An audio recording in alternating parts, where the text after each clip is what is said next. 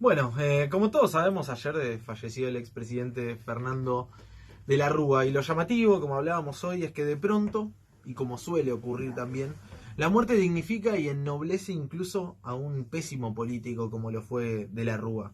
Ayer, de pronto, de buenas a primeras, a partir del deceso de la Rúa, los canales de televisión y los opinadores de siempre no tardaron en salir a copar la pantalla para hablar de sus noblezas, de las supuestas trabas que le pusieron, de la falta de posibilidades que De la Rúa tuvo, de sus buenas intenciones que lo llevaron al dramático desenlace de su gestión.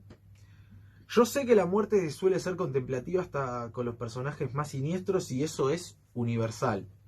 Y quiero aclarar antes de adentrarme en el editorial que comparto el dolor de la familia que perdió a un padre, a un abuelo, a un tío o incluso de sus compañeros de la política que perdieron a alguien con quien compartieron mucho tiempo.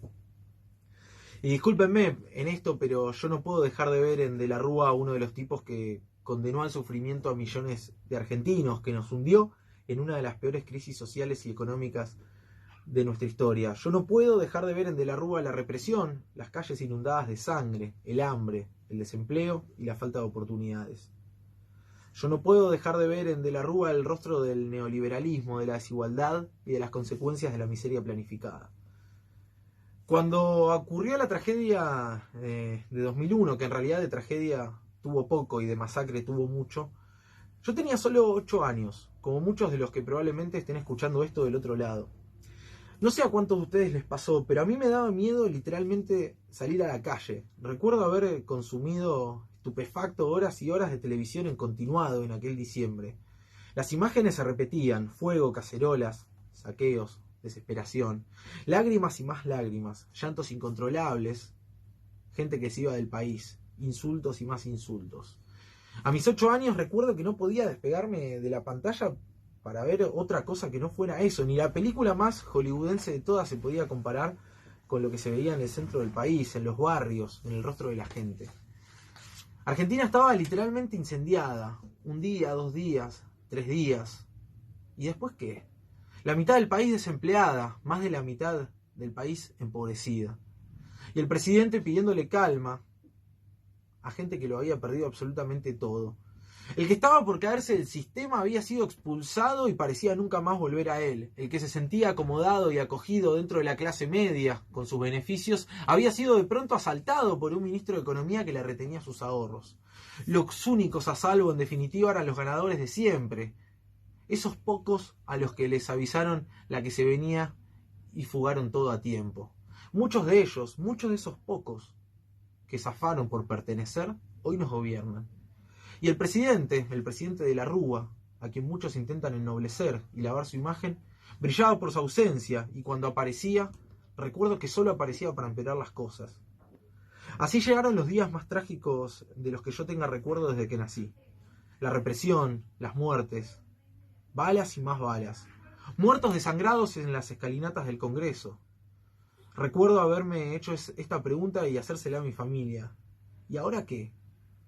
Ayer durante el día las imágenes se me vinieron a la mente una y otra vez, porque para mí De la Rúa es eso. Es represión, es muerte. Son balas y más balas. Son los muertos desangrados en las escalinatas del Congreso. Para mí De la Rúa es la muerte de Pocho Leprati. Para mí De la Rúa son las lágrimas de mi familia. Y tal vez por eso sea que los jóvenes, que éramos tan chicos en esa época, hoy estemos tan distanciados de los modelos político-económicos que se parecen tanto a ese De la Rúa.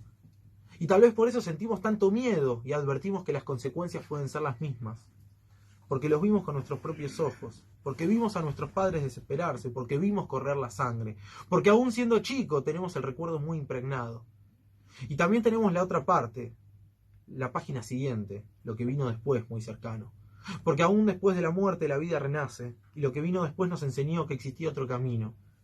Que un Estado que no reparta palos y sí comida era posible. Que un gobierno podía agarrarle la mano a los que habían sido excluidos por ese modelo que ya había explotado en 1000 pedazos, dejándonos en la nada misma.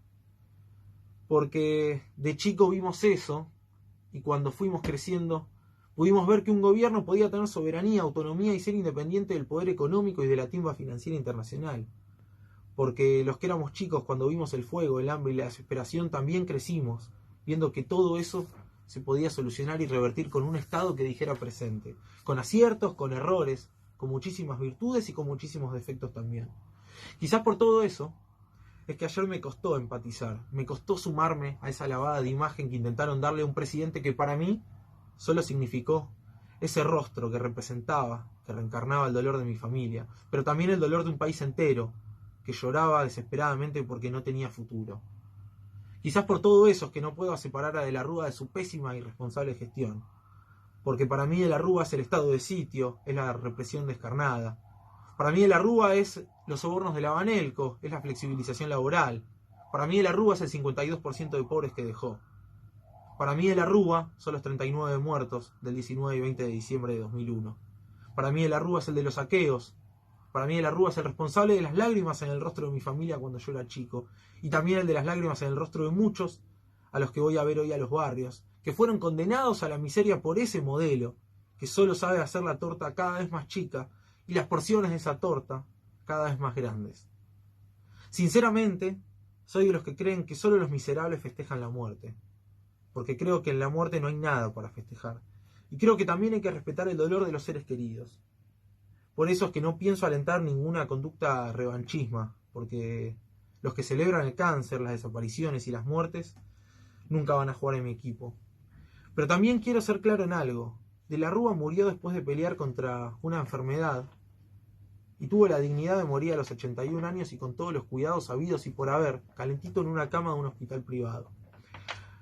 De la Rúa murió viejo y sí, la muerte es una mierda y siempre es lamentable. Pero su familia al menos se puede quedar tranquila, porque De la Rúa se fue de este mundo habiendo visto crecer a sus hijos y a sus nietos. Y eso es algo que De la Rúa le negó a 39 familias que él mandó a reprimir y asesinar el 19 y 20 de diciembre para sostener el saqueo más grande de todos los que estaban ocurriendo en Argentina, que es el de un país entero. Por eso estas líneas no van dedicadas a De la Rúa, sino a esas 39 familias que no pudieron ver crecer a sus hijos, a los chicos que no tuvieron padres, a los pibes y pibas a los que el Estado represivo les arrebató a sus amigos. En fin, estas líneas van dedicadas a los seres queridos de todas las personas asesinadas por el orden del gobierno de la Rúa en su desesperado intento de sostener lo insostenible a cualquier costo.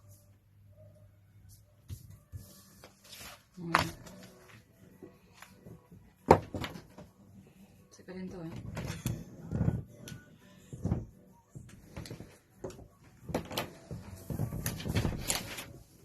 ¿Lo quieres para yo?